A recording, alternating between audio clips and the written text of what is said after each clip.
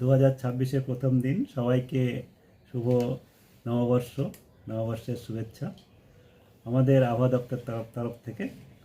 আর এখন আমাদের গত 24 ঘন্টাতে যেটা আবহাওয়া ছিল তাতে সব জায়গাতেই শুষ্ক আবহাওয়া ছিল। আর রাতের তাপমাত্রা বা আমাদের ন্যূনতম তাপমাত্রা দক্ষিণবঙ্গের বিভিন্ন জায়গাতে 2 থেকে 3 ডিগ্রি পর্যন্ত স্বাভাবিকের থেকে কিছু কিছু জায়গায় কম ছিল।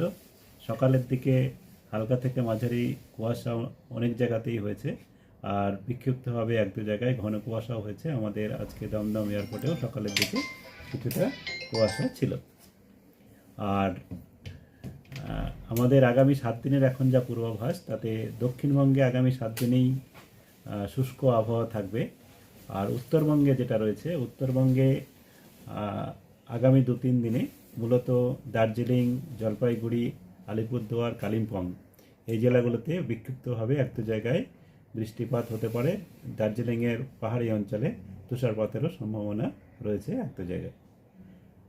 আর এখন আমাদের কুয়াশার যেটা পূর্বাভাস তাতে দক্ষিণবঙ্গে আগামী 2-3 দিনে হালকা থেকে মাঝারি কুয়াশা অনেক জায়গাতেই হওয়ার সম্ভাবনা রয়েছে। তার সঙ্গে সঙ্গে কেবলমাত্র সকালের দিকেই, আর তার সঙ্গে সঙ্গে ঘন কুয়াশা বিক্ষিপ্তভাবে 1-2 জায়গায় হতে পারে কয়েকটা জেলাতে। মূলত আমাদের যে জেলাগুলোতে হওয়ার সম্ভাবনা বেশি রয়েছে তার মধ্যে পশ্চিম বর্ধমান, পূর্ব বর্ধমান, ঝাড়গ্রাম, পশ্চিম মেদিনীপুর, উত্তর 24 পরগনা এবং নদিয়া, পুরুলিয়া এইসব জেলাগুলোতে কালকে সকালে ঘন কুয়াশার সম্ভাবনা রয়েছে বিক্ষিপ্তভাবে। আর তারপরের দিনও একই রকম পশ্চিম বর্ধমান, পূর্ব মেদিনীপুর, পশ্চিম মেদিনীপুর, দক্ষিণ 24 পরগনা, হাওড়া, পুরুলিয়া, ঝাড়গ্রাম। আর তৃতীয় দিনেও আমাদের 4 তারিখে এও একই রকম পূর্ব পশ্চিম বর্ধমান, দক্ষিণ 24 পরগনা, বীরভূম, মুর্শিদাবাদ, নদিয়া, উত্তর 24 পরগনা। আর আমাদের বাকি জেলাগুলোতে হালকা থেকে মাঝারি কুয়াশা বিক্ষিপ্তভাবে হওয়ার সম্ভাবনা থাকছে। উত্তরবঙ্গেও তাই। উত্তরবঙ্গে আগামী 24 ঘন্টায় ঘন কুয়াশার সম্ভাবনা কম, তবে হালকা থেকে মাঝারি কুয়াশার সম্ভাবনা রয়েছে।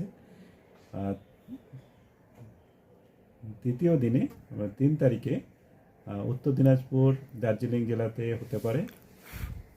তারপরের দিনে দার্জিলিং, কোচবিহার, জলপাইগুড়ি, আলিপুরদুয়ার, উত্তর দিনাজপুর এবং তারপরের দিনেও তাই ঘন কুয়াশা বিক্ষিপ্ত হওয়ার সম্ভাবনা থাকছে।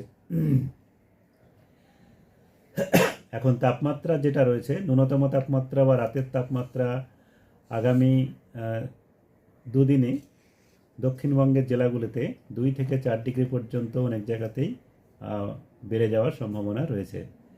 এর কারণস্বরূপ এখন আমাদের উত্তর পশ্চিম ভারতের দিকে একটা পশ্চিমী ঝঞ্ঝা রয়েছে, যার প্রভাবে বায়ুর নিম্নস্তরে গতি প্রকৃতির কিছুটা পরিবর্তন হয়েছে। একটি বিপরীত ঘূর্ণাবর্তা আর মতো রয়েছে আমাদের উড়িষ্যা উপকূলের কাছে। তার জন্যে যে কিছুটা জলীয় বাষ্পও আসবে, যে ঘন কুয়াশা আমি বললাম, তার সেটাও একটা কারণ। আর তাপমাত্রা কিছুটা বাড়বে আগামী 2 দিনে। আর এটা 5 তারিখ পর্যন্ত তারপরে একই রকম থাকবে বেড়ে যাওয়ার পরে। 5 তারিখের পরে আবার তাপমাত্রা দক্ষিণবঙ্গে 2-3 ডিগ্রি কমার সম্ভাবনা রয়েছে। তার 6-7-এর দিকে আবার তাপমাত্রা কমবে কিছুটা। যেমন এখন যেটা বেড়ে যাবে তার থেকে কিছুটা কমবে, যে যতটা কমে গেছিলো ততটা নয়, কিছুটা কমবে। উত্তরবঙ্গের জন্যে তাপমাত্রা আগামী 3 দিন পর্যন্ত তেমন কোনো তারতম্য হবে না, এখন যেমন রয়েছে এরকমই থাকবে। তারপরে কিছুটা কমার সম্ভাবনা রয়েছে। আর কলকাতা তার পার্শ্ববর্তী অঞ্চলের যেটা আমাদের পূর্বাভাস, তাতে কলকাতা তার পার্শ্ববর্তী অঞ্চলে আগামী কাল ও আজকে প্রধানত পরিষ্কার আকাশই থাকবে, তবে সকালের দিকে হালকা কুয়াশা হওয়ার সম্ভাবনা থাকছে কলকাতাতেও। আর সকালের পরে তারপরে ধীরে ধীরে পরিষ্কার আকাশ হবে। সর্বনিম্ন তাপমাত্রা কলকাতায় আজকে সামান্য কিছুটা বেড়েছে গতকালের থেকে।